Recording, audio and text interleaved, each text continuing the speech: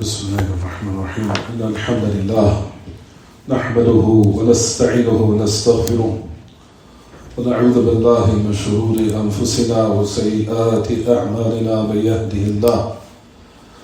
يهده الله فلا مضل له ومن يضلل فلا هادي له وأشهد أن لا إله إلا الله وحده لا شريك له وأشهد أن محمدا عبده ورسوله أما بعد فإن خير الكلام كلام الله وأحسن الهدي هدي محمد صلى الله عليه وسلم وشر الأمور محدثاتها وكل محدثة بدعة وكل بدعة ضلالة وكل ضلالة في النار.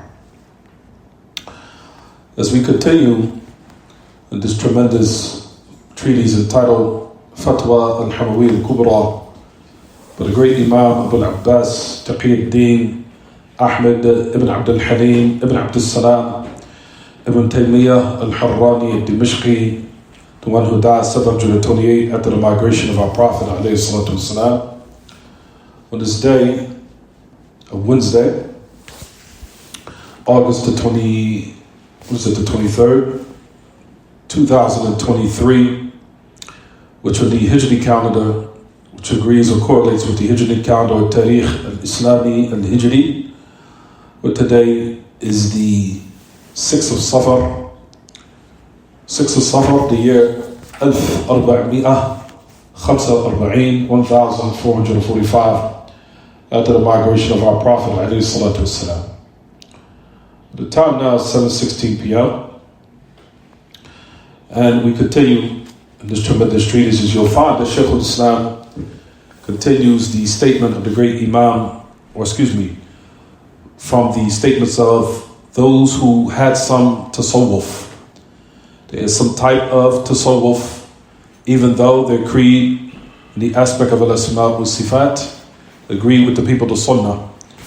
But that Shaykh al-Islam Taymiyyah used their statement in order to establish the proof and the argument against those of his adversaries, or those who are in opposition, who are not upon that affair, meaning the proper creed of the people of Sunnah in regards to the names and attributes of Allah. We conclude the affair where Amr ibn Uthman al-Makki, the Shaykh al-Islam, continues to convey his statement that you'll find that the early people who are affected with tasawwuf in the early stages, before it became, of which it became today, of Ahl al-Ittihad wal-Hulul. In the earlier stages of tasawwuf, you'll find that the earlier predecessors from amongst them, that their aqidah in this affair was sound for those who truly had knowledge of the Kitab and Sunnah. Like we mentioned on so many occasions, from them was the great Imam Fudayl ibn Iyad, rahimahullah. Fudayl ibn Iyad was given the ilm of the Kitab and Sunnah. And in addition to what has been established, that he made tawbah from those affairs of tasawwuf. In addition to those scholars, those earlier scholars of tasawwuf, who had some Sufiya with them, was the individual named Amr ibn Uthman al-Makki. The Shaykh al-Islam here is citing his statement from a book that we've been discussing for the past month. So you'll find that Amr ibn Uthman al-Makki, that you'll find his statement in regards to the names and the attributes of Allah being sound, meaning being clearly established and in agreement for what the Messenger of Allah was upon and his companions. So you'll find, ya ma'ashar al-ikhwa, that Amr ibn Uthman al-Makki goes on to say, this is where we stopped at last class, he said, Al-Warithu li khalqih, that Allah subhanahu wa ta'ala will, on the day of resurrection, of course, He will destroy everything except certain affairs that will remain. From those affairs that will remain is paradise and its inhabitants, and the hellfire and its inhabitants, And that's what we discussed last class. We said, Amr ibn Uthman al-Makki, he said, Al-Warithu li khalqih, li'annahu al-baqi, ba'da fana'i khalqih. That Allah will remain after the decimation of His creation, meaning after they go away, except what Allah will will to remain by His will. From them, as we said, paradise and its inhabitants and its bliss, and the hellfire and its inhabitants and its punishment. Wal-'iyadhu billah. Then He goes on to say, As-sami'u li aswatihim, that Allah subhanahu wa ta'ala, that He is as-sami', meaning He hears everything. He hears the voices of His servants, everyone at the same time, nothing escapes His knowledge.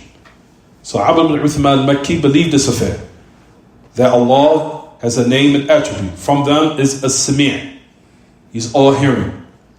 Not only does He have the name as-sami', in addition to the actual description of sama', of hearing.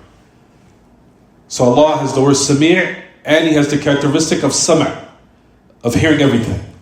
And He is all hearing. The name and the attribute all are what? Established for Allah. So Abd ibn Uthman al-Makki, as Shaykh al-Islam, cited his statement as establishing this matter here, that Allah hears their voices, meaning all of the creation's voices, and He hears everything. Then he goes on to say, الناظر بعينه إلى أجسامهم, that Allah sees, and this is where we stopped at last class, that Allah sees by His two eyes, and we'll explain this here, or Allah sees by His sight their bodies and their actions. As we know, our brothers and sisters, and this is where we stopped at last class, let's go over this quickly because I want to move on to other matters, that Allah subhanahu wa ta'ala has two eyes that befits Him. ينظر بهما إلى أجسام عباده له عينان. So what did we say last class? As we said, in the book of Allah, you'll find that Allah subhanahu wa ta'ala mentions the word ayn in the what? Singular form, meaning one eye. Lahu ayn. And then you'll find it come in the plural form, as we said last class. This is where we stopped at. In the plural form, which is bi'a'yunina, flowing under our, or by our eyes. That's the plural form. Then you have the dual form, which is two. And that has been established in the authentic sunnah of the Prophet ﷺ. As far as the word al-ayn fil Quran, you'll find from the greatest of those who explained this clearly was the great Imam Shaykh Muhammad Imam Jami. And he simplifies this matter by saying, Al-ayn fil Quran جاءت بلفظ الإفراد تدل فقط على جنس العين. He said you'll find that the word eye in the Quran, that it comes in the singular form. For what? To indicate the aspect of sight. Not establishing that Allah has one eye only. Is that clear? Jayyid. So that's the reason why in the book of Allah it was mentioned in the singular form, meaning one eye, meaning indicating the jins al-ayn, that Allah does have sight and He has eyes, or the characteristic of eye. But it doesn't mean that Allah has one eye. Just establishing the fact that Allah has an eye and He sees with the eyes. Not necessarily meaning that Allah has one eye.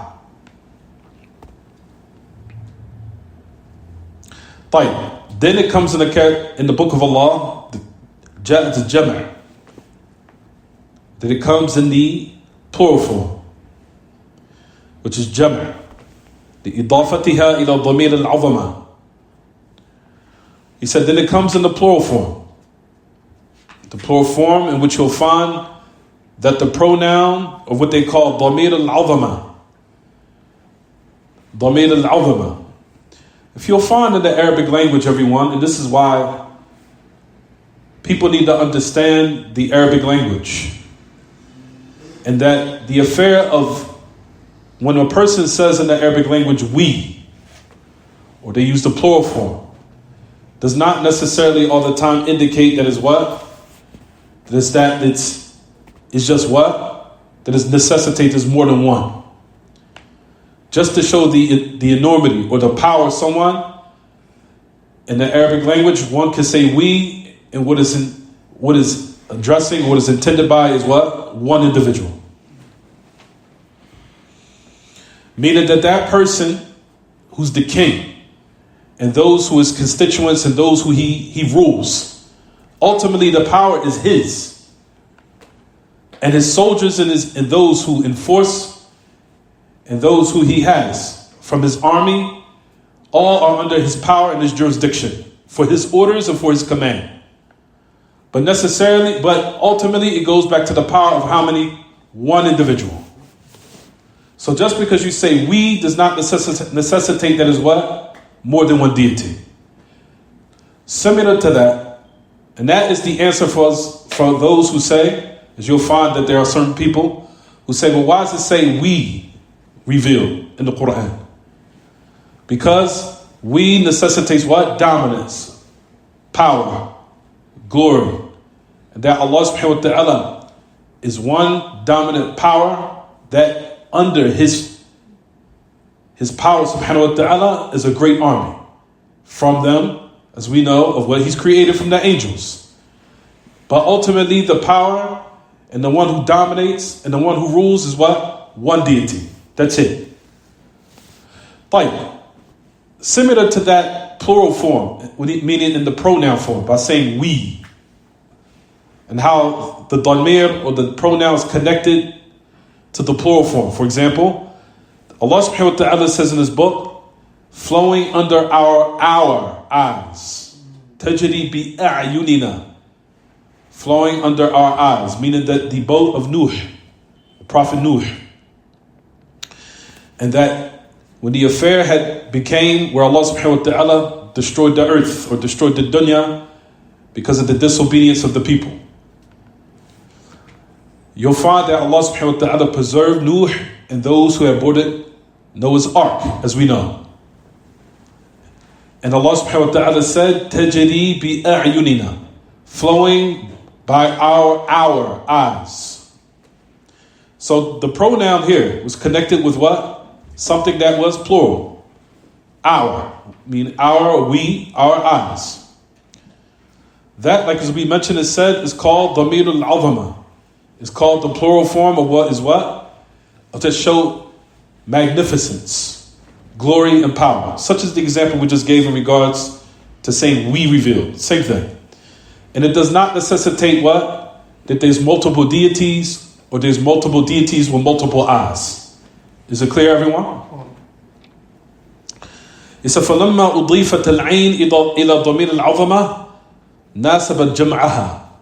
He said when the word or the eye was connected to the dhamir al-'azama, or the pronoun that necessitates greatness, then of course it now necessitates and it is befitting that it be connected with a characteristic that's in the plural form, such as eyes. So this is our eyes. Just as you said, for example, just as you might mention, a person might say within the English language, for example, رَأَيْتُ بِعَيْنِي. Like one individual could say, I seen by my eye, I seen you. I seen it by my eye. Does that mean you have one eye? Means you have how many? You have two eyes. But you say, I seen it by my eye, meaning my sight, to let you know that I saw it. Not necessitating that I only have what? One eye. In addition to that, you can even use in order to put emphasis by saying we saw it by our eyes. And like we said in the Arabic language, what is intended by is what? One person. Just to put emphasis on it. Or you could be the person who's the dominant one in your group. That is one individual that we see. That I sent my spies, but ultimately it was by my what? My orders. But it's only one person that's in charge. And there's one person that's dominant, and there's one person that's what? Ruling everything. So a person can see what? Say, I seen it by my eye, to let you know of this affair of sight, and that I have the characteristic of eyes. Or you can use the plural form by saying we seen it by our eyes. But it does not necessitate that is what? multiple deities or that there's what? Multiple eyes. Does not necessitate that. He said, when kana sighat al-jam', even if it was in the plural form. However, it is called by this type of pronoun as it regards to Allah all throughout the Quran. This is a principle that everyone needs to understand within the Arabic language, in which Allah subhanahu wa ta'ala connects the pronoun to we, does not necessitate multiple deities, where that affair is called Damir al-Azama. It's called the plural or the pronoun of magnificence and glory, to show dominance, not necessitating that as what? Multiple deities. And that was known. If you was to look in some of the history books of the Arab, you'll find that the king used to say, we're coming to get you. And the king is only how many? It's one. It's only one king. But the king has power, dominance, and he's intended by what? All of these affairs are happening by my command. And there's only one individual that's in charge. So similar in the Quran is how that affair is established. So when you see us or we have revealed, or our eyes, or those type of matters, does not necessitate there are multiple deities, nor multiple characteristics, meaning that there's more than two eyes. Is it clear, everyone? So that has to be established before we mention the other matters that we wanted to give a little bit more clarity. So the affair, what they call Damir al-Azama, the pronoun of magnificence, of dominance, might, power. This is similar to the affair of what? A'yunina, or tajri bi a'yunina. The boat flowing by our eyes does not necessitate that Allah subhanahu wa ta'ala has multiple eyes. No. But in order to establish the affair of might, power, and glorification. And like we said, similar to those examples, is in so many ayats where Allah subhanahu wa ta'ala says that we revealed. We. Meaning by Allah's command and by His might and His power. He revealed, and then He commanded Angel Jibreel to send to reveal and descend with the revelation to the message of Allah. But ultimately all of it is by who? By Allah. Because all of it is for Allah. Allah created Jibreel. He created the Prophet ﷺ, and He is the one that sent down a revelation. So all the affair goes back to what? One deity. Even though the damir or the pronoun that was used was multiple. So that is what you call in the Arabic language, everyone, Damir al-Azama. Damir al-Azama. The pronoun of glory, magnificence, and power. Is it clear? Yeah. Jayyid. These type of dama'ir, or these type of pronouns, as it pertains to Allah, is for glorification. And I want everybody to understand that point. It's for glorification, not for multiple, or if you want to say, kathara, or multiple deities, or multiple numbers. Is it clear? As for which comes in the Kitab and Sunnah, which is the dual form, tathniyatul ayn. A person might say, well, where do we establish that Allah has two eyes? That affair is extracted from the Sunnah of the Message of Allah sallallahu alaihi wasallam. As you'll find in the story of the Masjid Dajjal, the Antichrist, you'll find that the Message of Allah sallallahu alaihi wasallam described him, whereas that he established for Allah this affair of the dual characteristic of eyes. Two eyes. Where Allah subhanahu wa ta'ala, where the Messenger of Allah sallallahu alayhi wa sallam said, Inna Allah la yakhfa alaykum, Inna Allah laysa bi'a'war, wa ashara biyadih ila aynah, wa inna al-masih ad-dajjal a'udu al-ayn al-yumna, ka'anna aynahu inabatun tafiyah. He said, verily Allah is not hidden from you. Meaning Allah subhanahu wa ta'ala sees everything you do. Allah subhanahu wa ta'ala sees what you do, and nothing is hidden from Him either. Anything that you do, or anything at all from the creation. Verily Allah is not one-eyed. So what does that necessitate? The Prophet ﷺ ashara biyadih, beckoned with his hand, meaning he pointed to one of his eyes. He said, your Lord is not one-eyed. And the Prophet ﷺ put emphasis on it by pointing to one of his eyes. He said, for verily the one-eyed liar, the Masih al-Dajjal, a'ud al-ayn al-yumna, that he's one-eyed, meaning in his right eye, as if one of his eyes is protruding like a grape, or protruding or sticking out. There's a narration where it says that he's a'ud al-ayn al-yusra, that he's one-eyed as far as in the left instead of the right. But that affair we'll speak about later on.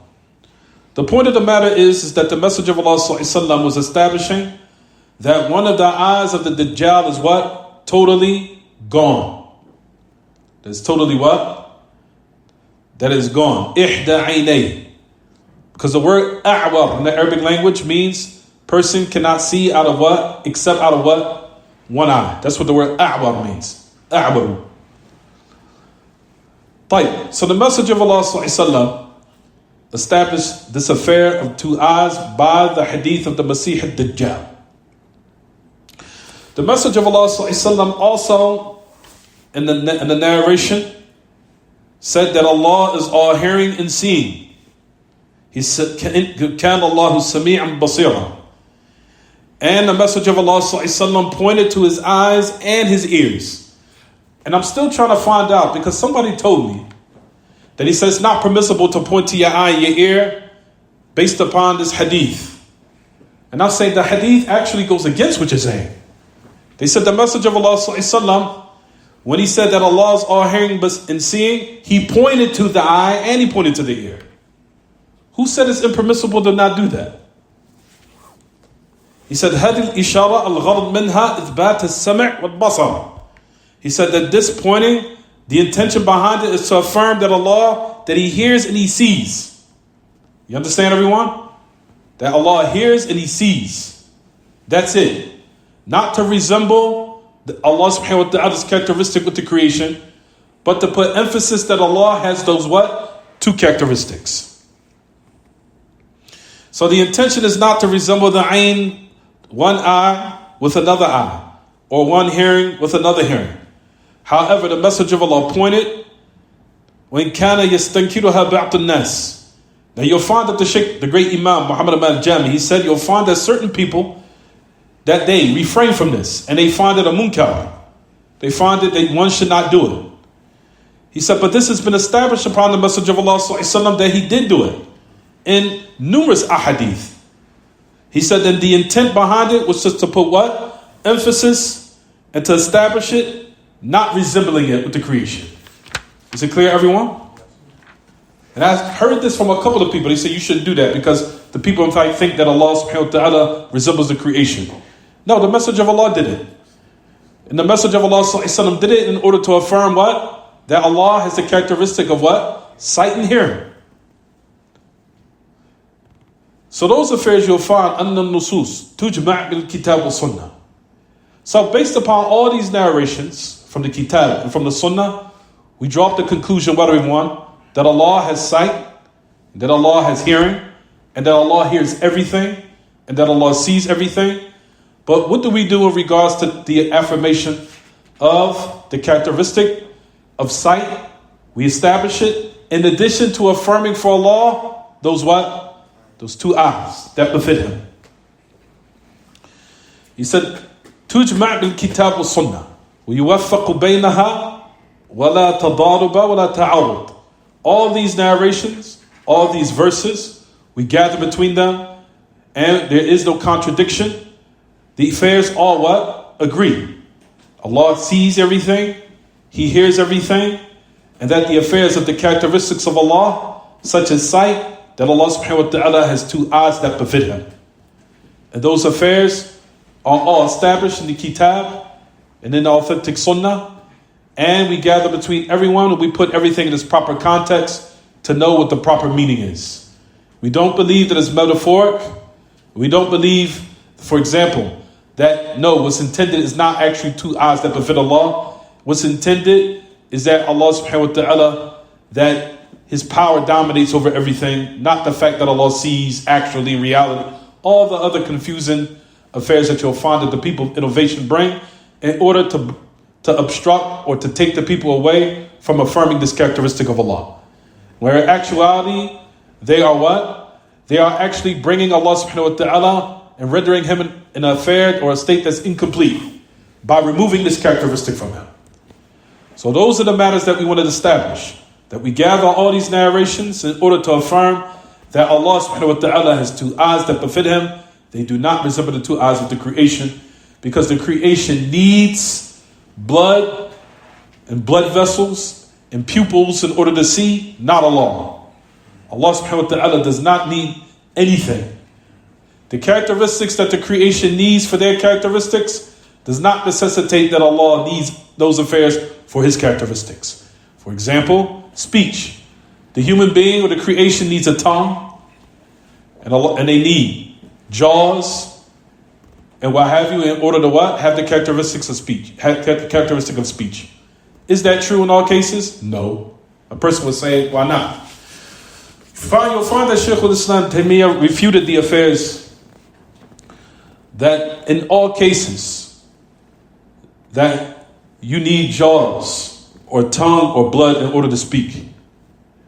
Such as the hadith which is in Bukhari Muslim, where the Messenger of Allah sallallahu alaihi wasallam passed by a rock that gave him salams. He said there was a rock that was in Mecca that he used to pass by and he heard it say, Assalamu alaikum ya Rasulullah. A rock. So even if Allah will, those factors of what we normally perceive as so-called normal, if Allah wanted, Allah subhanahu wa ta'ala can render that affair in a manner that goes against what we are acclimated to seeing and hearing, if Allah will. Such as when the Messenger of Allah sallallahu alaihi wasallam and was gathered amongst the Sahaba, as it comes in the Bukhari and Muslim, where they were sitting and they were eating.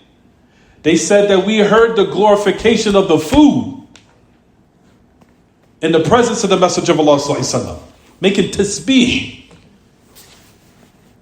We said we heard glorification of Allah from the food. He said, and this happened multiple times in the presence of the Messenger of Allah. To let you know that if Allah will, that we are acclimated to what? So-called perceiving as a norm. If Allah will, He can remove those normal affairs and make it in a manner which goes against that, if Allah will. And during the time of the Messenger of Allah, they witnessed these type of matters, where certain characteristics such as speech was done without jaws, lips, and blood. From that was the food. From that was the rocks. From that, in the Sahihain, when the Messenger of Allah ﷺ used to give the khutbah, and when the date palm got moved away from him, they said that they heard the moaning of the date palm. They used to miss remembering or listening to the dhikr of the Messenger of Allah ﷺ. He said until when it moved closer back to him, when he used to give the khutbah on Jumu'ah, it stopped. When do we know that a plant or a date palm tree can hear dhikr? And it doesn't have to have ears to hear. And that it can make a sound with moaning. It doesn't have to have a throat or jaws in order to make a sound of the whining. That's for things and affairs that Allah created. That they didn't have to have these affairs of needing certain characteristics of blood, a tongue, and lips, or what have you, in order to have characteristics that we perceive as what? Normality amongst human beings. That if Allah willed, He can make it go against that and still have the characteristic. If that's for things that Allah created, what about the Creator Himself? He does not need to have lips, jaws, and blood in order to have the characteristic of speech. He does not need to have a throat or what have you in order to have the characteristic of what? Speech. He does not need a pupil or an iris or whiteness of the eye in order to have the characteristic of what? Sight. That's why you'll find the qa'idah of Ahl Sunnah that the great Imam Muhammad Ahmad Jami used to mention all the time. He said, "Lawazim sifat al-makhluq la tastalzim sifat al-khaliq." What the creation needs for its characteristics, the Creator does not need for His characteristics. what the creation needs for their characteristics. The creation needs eyes. They need pupils. They need blood. They need whiteness. They need the pupils to focus in on something in order to have the characteristic of what? Sight. The creation needs lips, jaws, blood, a tongue in order to what? Have the characteristic of speech. That does not apply to the creator of the heavens and the earth. Allah does not have any of these needs at all. Rather, like we said, Allah created things from the creation that has these characteristics. And from the greatest of those affairs, that Allah subhanahu wa ta'ala will allow your body to talk on the day of resurrection. Without these affairs. As you'll find that Allah subhanahu wa ta'ala says in His book, وَقَالُوا لِجُلُودِهِمْ لِمَا شَهِدْتُمْ عَلَيْنَا قَالُوا أَنْطَقَنَا اللَّهَ الَّذِي أَنْطَقَ كُلَّ شَيْءٍ وَهُوَ خَلَقَكُمْ أَوَّلَ مَرَّةٍ وَإِلَيْهِ تُرْجَعُونَ وَمَا كُنْتُمْ تَسْتَتِرُونَ أَنْ يَشْهَدَ عَلَيْكُمْ سَمْعُكُمْ وَلَا أَبْصَارُكُمْ ولكن ظننتم أن الله لا يعلم كثيرا مما تعملون وذلكم ظنكم الذي ظننتم بربكم أرداكم فأصبحتم من الخاسرين. Allah subhanahu wa ta'ala says in His book, He said on the day of resurrection they will say وَقَالُوا لِجُلُودِهِمْ, that the person will be given a reckoning on the day of resurrection and their skins are talking. And they said, why are you bear witnessing against us? They said, on the day of resurrection, أَنْطَقَنَا اللَّهُ, Allah is making us talk. The one who can make everything talk. When do you know that your skin on the day of resurrection will have jaws, teeth, tongue, everything? And despite of that, Allah will still what? Allow it to talk. Another affair, on the day of resurrection, the earth will talk. It's a whole surah.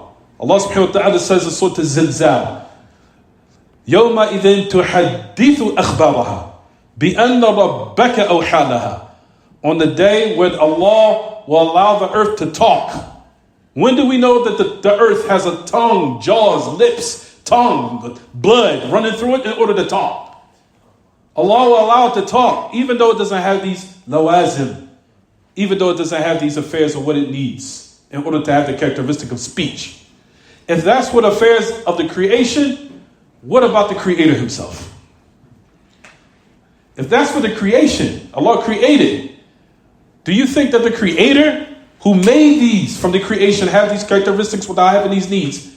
Don't you think that it's more befitting that the Creator has these type of characteristics and at the same time He does not have any needs or any type of need of anything in order to have the characteristic? Is it clear what I'm saying, everyone? Jake. As he goes on to say, it's in there? Okay.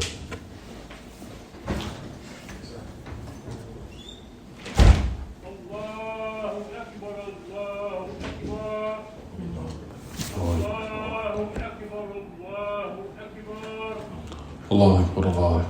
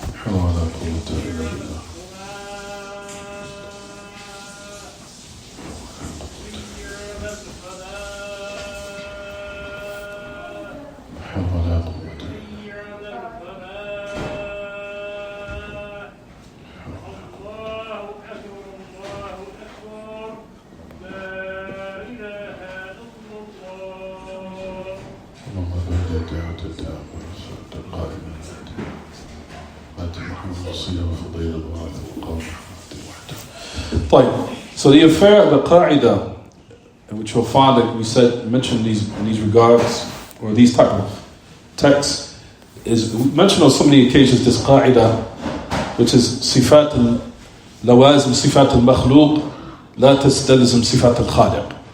What the creation needs for its characteristics does not necessitate that Allah has those needs for His characteristics.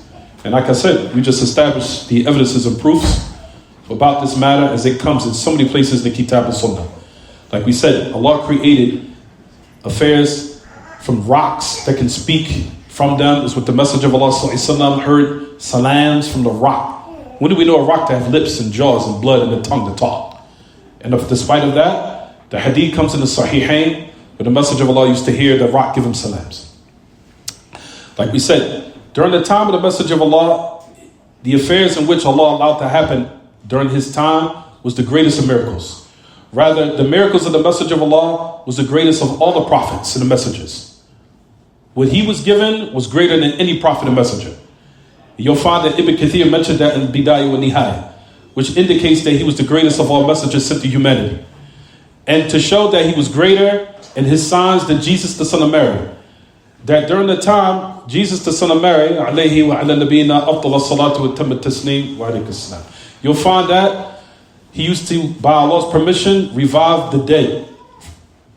He would revive the dead and they would become alive again. A person would say that's great. What the Messenger of Allah was given was greater.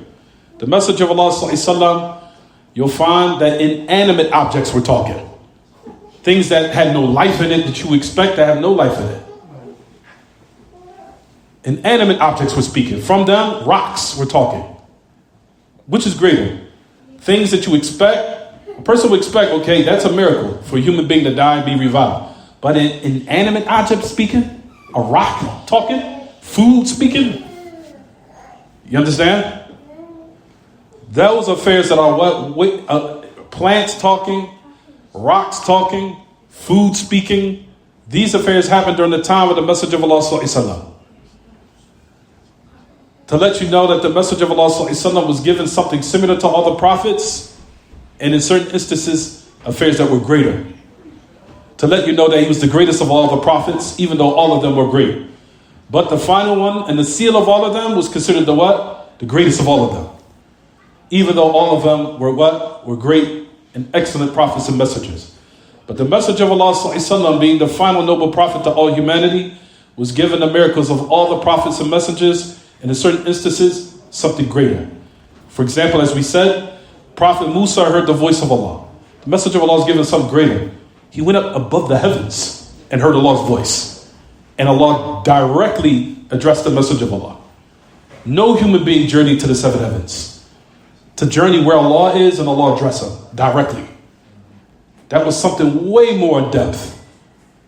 The affair of what happened with Musa, Prophet Musa, alayhi salatu wassalam, where the sea split. If you look into the story of how the stick devoured the magicians and their magic and things of those matters, it was something great. And the sea splitting was something great. That in itself was bewildering and astonishing. The Messenger of Allah was given something greater than that. The Messenger of Allah, the moon split in half. What's greater? The Messenger of Allah, during his time, the moon split in half. And to the point where even some of the kuffar and some of those remote places said that they saw it. Because some of the people say that the magician said that what? He did magic on our eyes. So those during the time of the Messenger of Allah sallallahu alaihi wasallam thought he did sihr. Because it says it in the book. It says it in Surah Al-Qamar. He said he did magic on us. So you'll find that the travelers came and they asked him, did you see the moon split? They said, yes, we saw it. And they asked in other remote countries and lands that they said they witnessed it also, to the point where some of the so-called polytheists wrote in some of the inscripted books saying this was the night we seen the moon split in half. So other people saw it. So the Messenger of Allah sallallahu alaihi wasallam, during his time, these affairs what? Happened. The point of the matter is, like we said, during his time, inanimate objects were speaking. That was something that was way beyond the what? The expectation of what people expected during his time, alayhi salatu wasalam. Rocks were speaking, food was speaking, animals were speaking, plants were speaking. Those affairs were happening, which was way beyond the what? The expectations in the minds of the people. But it's to show that if Allah will, Allah subhanahu wa ta'ala can remove the affairs of what's expected and make it go against what's considered the expectation or the so-called normality of what people are acclimated to seeing on a daily basis if Allah will. But however, if those affairs are established for the creation, then for the Creator it's all the more what? Reason that Allah does not need anything in order to have His characteristics and His name, subhanahu wa ta'ala. Is it clear, everyone? Fine. So in the paragraph, let's go on. He said, His two hands are mabsuṭatan. يقال في اليدين ما قيل في العينين. That Allah subhanahu wa ta'ala's two hands are what? That His two hands are spread out, meaning that Allah spins. And nothing hinders from or incompletes of what He gives for the creation. Meaning they're always complete despite of what He gives. That Allah subhanahu wa ta'ala's His two hands, subhanahu wa ta'ala, are always complete. And what He gives to the creation does not render them in in a state of deficiency or less. Rather, Allah's characteristic of His two hands are firm in addition to what He gives to the creation, does not render it incomplete at all. What is established as far as the two hands is said about the two eyes of Allah. Exact same thing. As you'll find in the Quran that it comes singular, and that it also comes plural, and it also comes dual. Same exact thing. We do not say here that the hands mean ni'mah of Allah or the ability of Allah or that's a body part. We don't say any of those affairs. Rather, we say it's a characteristic that befits Allah. So whatever we mentioned about the ayn or the eye of Allah, what we said a moment ago, also is established for what? The two hands of Allah. Exact same thing. And it's said similar to that as far as in face of Allah subhanahu wa ta'ala. And all of the characteristics that Allah has informed in the Kitab and Sunnah, that's from His essence. It's the exact same thing we say. It's a characteristic that Allah informed from the Kitab and Sunnah, and that's been established, and that we will have no way of knowing that Allah has those characteristics unless Allah inform us through the two revelations, which is the Kitab and Sunnah. And that those characteristics are from His essence. For example, the eyes of Allah, or the two eyes of Allah, the two hands of Allah, and the characteristic of face is what you call sifatun khabariyatun dhatiyah. Characteristics was informed through the Kitab and Sunnah and is from Allah subhanahu wa ta'ala's essence, meaning Allah always has that characteristic. And that is never a time except Allah always will have the characteristic of what? Of face, the two eyes and the two hands that befit Him. And that it never goes away. That affair is always from Allah, and with Allah there was no beginning to it, and there's no what? There's no ending to it.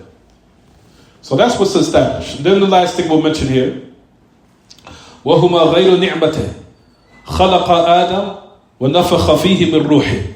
And that's what we'll explain next class. That the two hands of Allah, we do not say that they are the two what? Bounties of Allah. Or they're abounding. We don't say that.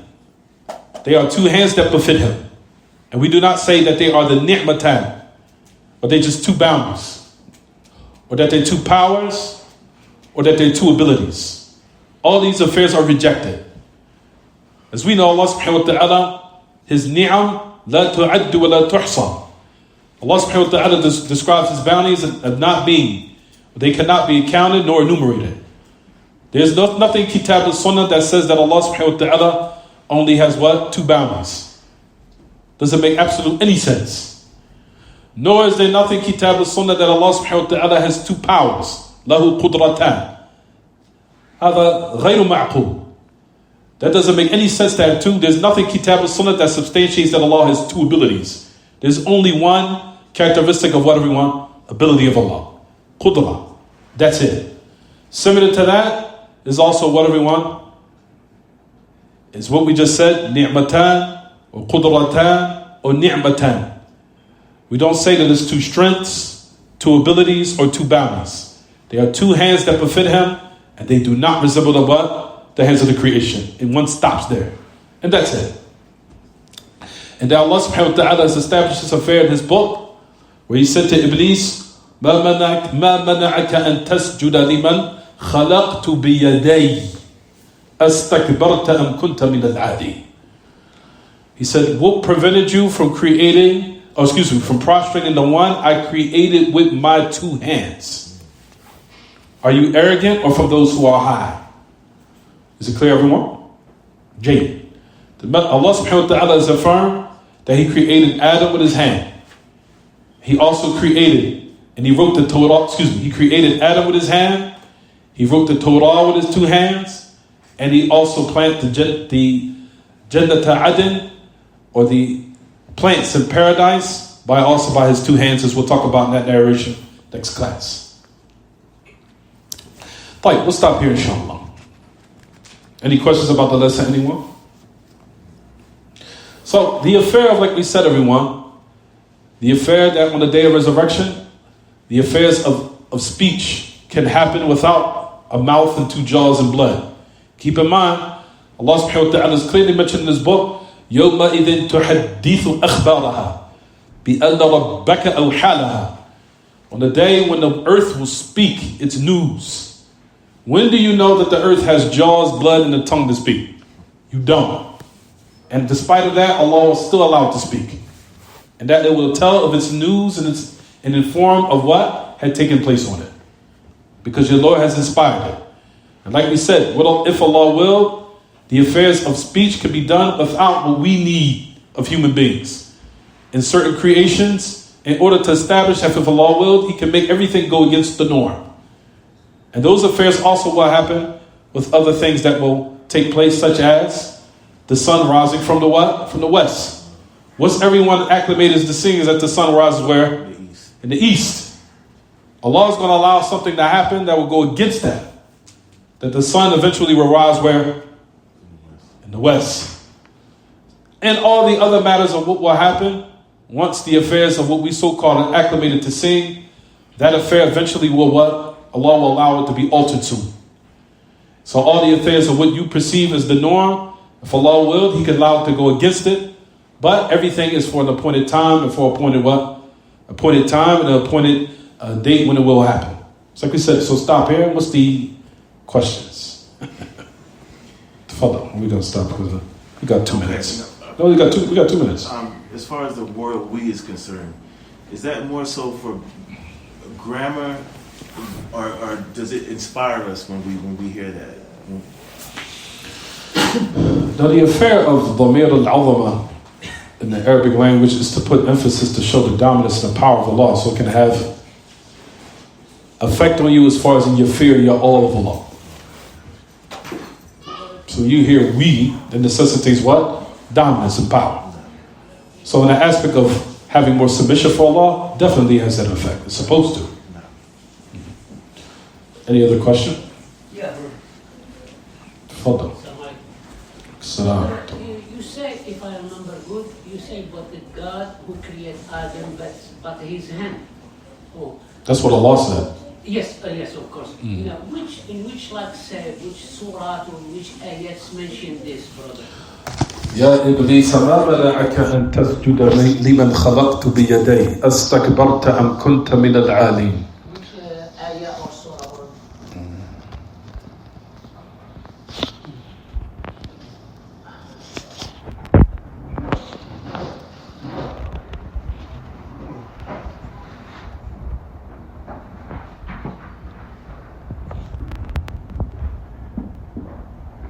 سورة الصاد آية نمبر 6. سورة الصاد آية 75. قال يا إبليس ما منعك أن تسجد تسجد لما خلقت بيدي استكبرت أم كنت من العالين. سورة الصاد آية 75. Anything else? لما خلقت بيدي. Anything else? طيب stop here. صلى الله وسلم وبارك على نبينا محمد وعلى آله وصحبه. سبحانك اللهم وبحمدك أشهد أن لا إله إلا أنت أستغفرك وأتوب إليك.